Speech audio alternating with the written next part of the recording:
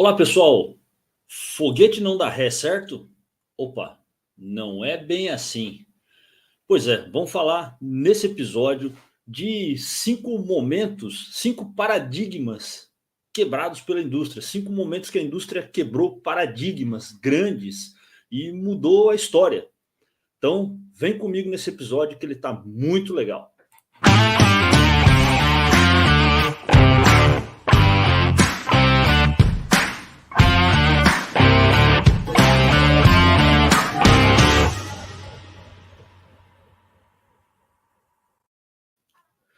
Pois é, pessoal. Primeiro eu tenho que falar que nesse último dia 25/5 a gente comemorou aí o Dia da Indústria. E é importante destacar a importância, ou importante destacar a importância, né? Mas é isso aí. A indústria é muito importante para a nossa vida. Quase tudo que a gente usa no dia a dia é feito por alguma indústria. Quase todas as novidades que a gente tanto quer comprar, não tem aquelas coisas que, eu não preciso, mas eu quero comprar, são feitos pela indústria. E aquilo que a gente precisa também é feito pela indústria. Então, olha a sua volta, olha, né, para os seus equipamentos, para o seu armário, para os seus livros, é, tudo tem uma indústria envolvida, né? E essas coisas são feitas por pessoas. Então, se a gente falar de somente, né? Se você for lá no primeiro episódio de industrialização para entender o que é indústria, a gente vai ver que tudo é indústria. Mas se você olhar somente para a indústria de manufatura, que fabrica as coisas que você tem aí com você, no Brasil são mais de 9 milhões de empregos, mais de 9 milhões de pessoas empregadas diretamente, né? E isso representa aí mais de 20% do PIB brasileiro. Isso só da indústria de manufatura, tá? Mas nesse vídeo eu quero falar de paradigmas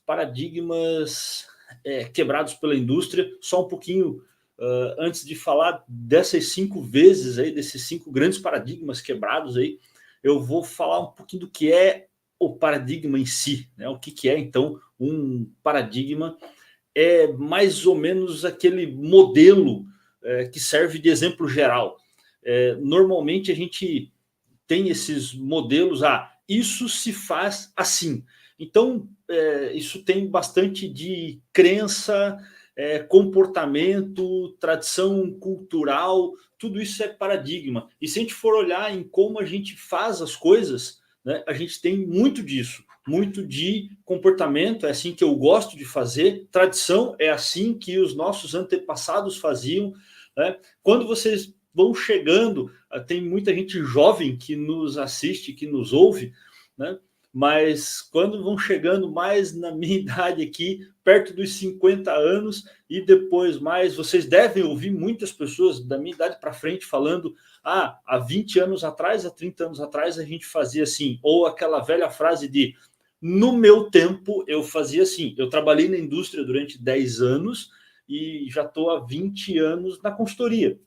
E às vezes eu me pego falando, no meu tempo eu fazia assim, 10 anos de indústria, esse é o meu tempo. Só que isso foi há 20 anos atrás. E eu já me deparei na consultoria, inclusive, de conversando com algumas pessoas, falando assim, no meu tempo eu fazia assim, e alguém me falou, mas hoje em dia isso não funciona mais. As coisas mudaram. E assim são quebrados os paradigmas, né? No mundo corporativo, normalmente isso é criado por um pioneirismo.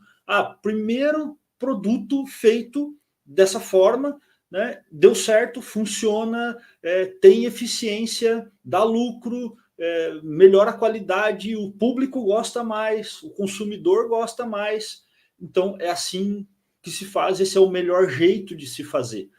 Só que aí vem um louco, normalmente quem quebra o paradigma é tido como um louco, né? Até que ele consiga comprovar que aquilo é melhor, aí vem um louco e diz assim, e se a gente fizer diferente? Né? E aí esses paradigmas às vezes viram jargões, como o foguete não dá ré. Né? A gente vê o foguete não dá ré como uma frase motivacional muitas vezes. Né? Não, vamos lá, foguete não dá ré. Primeiro que para mim, e aí se eu for falar disso vai dar um episódio só sobre isso, né? Eu nunca gostei dessa frase foguete não dá ré, porque às vezes você precisa dar ré. Às vezes você precisa voltar atrás, você tomou uma decisão, vou fazer esse curso, tal, lá, pagou o curso inteiro, né? Uma grana, e aí daqui a pouco você tem uma oportunidade que não dá para abraçar junto com o curso, não dá para abraçar junto com aquele projeto que você começou a construir a casa dos seus sonhos. Chegou na metade da obra, você recebeu uma oportunidade para trabalhar fora do país, que também era um sonho seu. Talvez você tenha que vender aquela obra em andamento com prejuízo. Isso é dar ré, né? Mas você vai abraçar uma oportunidade maior. Talvez você tenha que parar um curso para começar outro que surgiu, que é melhor, é mais interessante, né? Isso às vezes é dar ré. Então, primeiro que eu nunca gostei dessa ideia do foguete não dar ré como frase motivacional. Ela às vezes pode fazer você perder algumas oportunidades. Isso é tudo muito pessoal. Mas chegou um cara maluco, né? E esse é o primeiro grande paradigma que nós vamos falar, né? Então chegou um cara maluco, Elon Musk, e falou: vamos fazer um foguete que dá ré, um foguete reutilizável. E aí, depois de algumas tentativas, e aí, né? A diferença entre o gênio e o louco é o sucesso, porque se na quarta tentativa lá, né, do foguete Falcon, ele também tivesse explodido, ele não tinha mais dinheiro para tentar a quinta vez. E aí não teria conseguido outros investimentos, não teria conseguido os contratos com a NASA, e a ideia do foguete da ré teria sido só mais uma loucura de um gênio, ou de um louco com dinheiro, né? Não de um gênio, de um louco com dinheiro. Agora não, foguete da ré foi uma loucura de um gênio com dinheiro, né? Então, essa é a grande diferença muitas vezes. E aí ele conseguiu reduzir o lançamento de satélites, lançamento de cargas para o espaço com esses foguetes reutilizáveis de $1 bilhão, mais ou menos, para mais ou menos $100 milhões cada lançamento. Isso é uma redução enorme. Isso fez com que fosse possível lançar satélites como os satélites da Starlink, que estão revolucionando também a internet mundial com satélites de pequeno porte, né? Então, só a SpaceX eu coloquei como um paradigma, né? Mas aqui a gente já tem 3 paradigmas criados, né? Quebrados, que é o foguete da ré, né? É o lançamento de muitos satélites ao mesmo tempo ali pela Starlink, que também é um paradigma criado. Outras indústrias espaciais ao redor do mundo estão fazendo isso, mas a SpaceX, para vocês terem uma ideia, ela já lançou no mesmo ano ali, não lembro se foi 2023 ou 22, foi algum período, ela fez mais lançamentos que a China. Então uma empresa privada fazendo mais lançamentos que governo. Então é um outro paradigma, que exploração espacial é coisa de governos, né? E hoje é coisa de empresas privadas, e atrás da SpaceX veio Blue Origin e outras aí, né, que a gente vê nessa corrida espacial de forma privada. O segundo grande paradigma também é criado aí com a participação grande do Elon Musk, que foi a viabilidade dos carros elétricos, não foi a criação do carro elétrico. O carro elétrico existe há, acho que quase uma centena de anos também, né? É tão antigo quanto o carro, a ideia do carro elétrico, ela é tão antiga quanto do carro a combustão, mas tinha vários problemas de escalar e tal, de autonomia.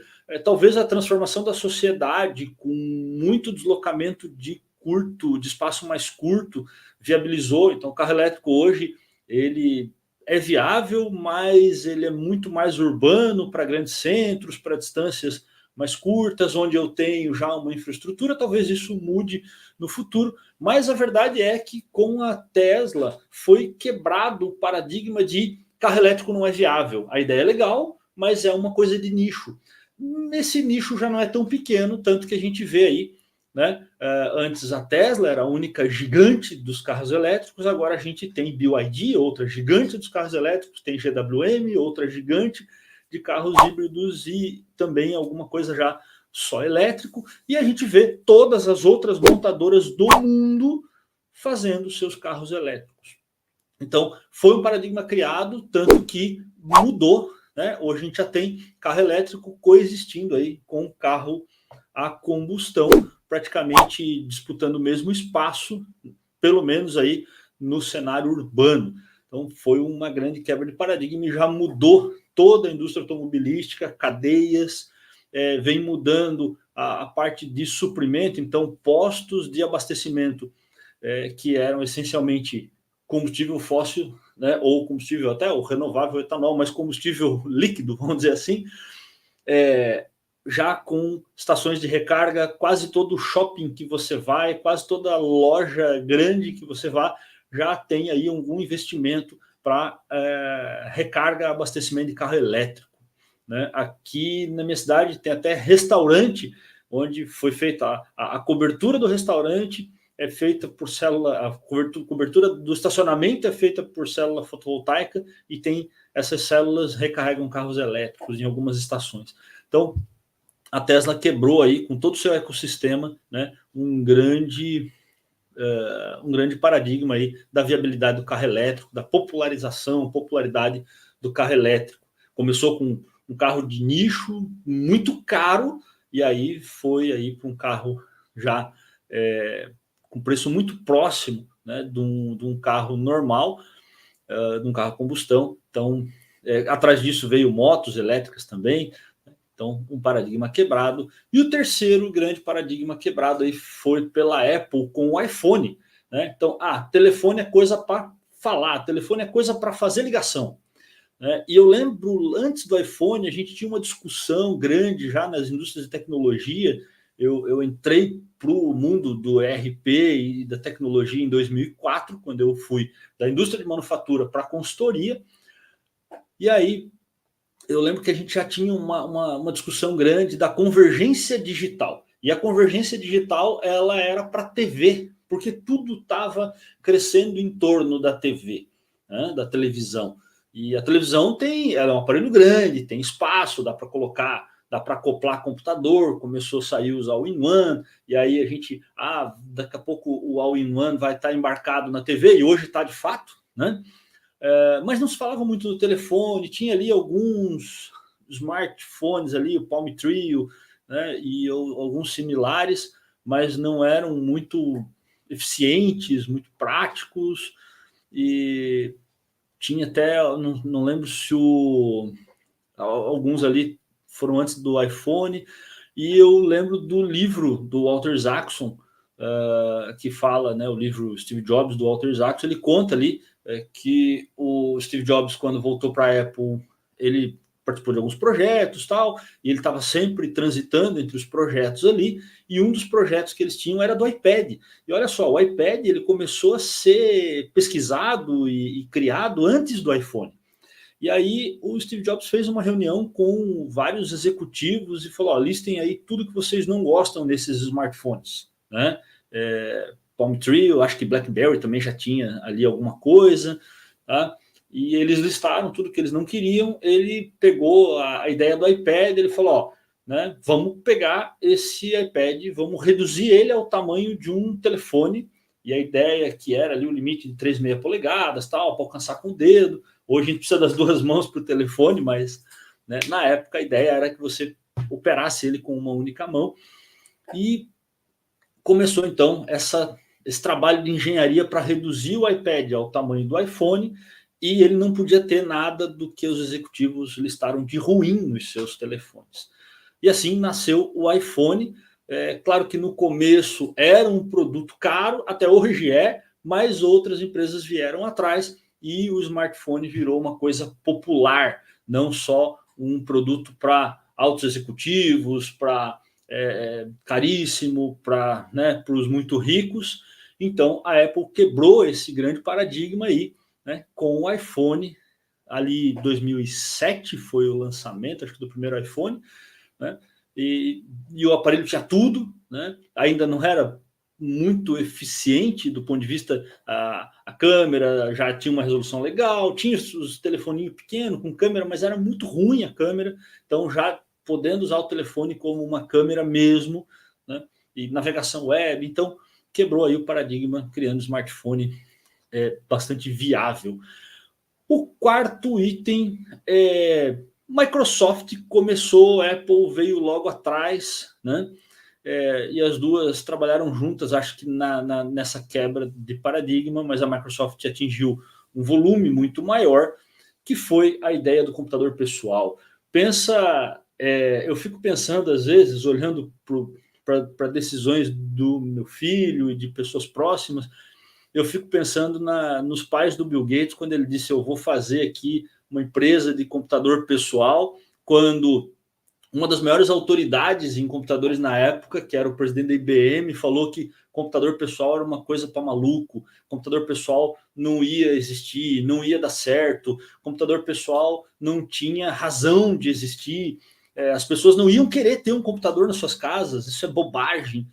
Né? E ele largou, né, uma boa faculdade, largou Harvard para fazer um negócio desse e quebrou um paradigma, né? Popularizou aí sistemas operacionais acessíveis, que começou com DOS, logo foi para o Windows, né? Seguido ali também pela Apple nessa briga. O filme lá, né, Os Piratas do Vale do Silício, retrata um pouco dessa corrida entre eles ali, né?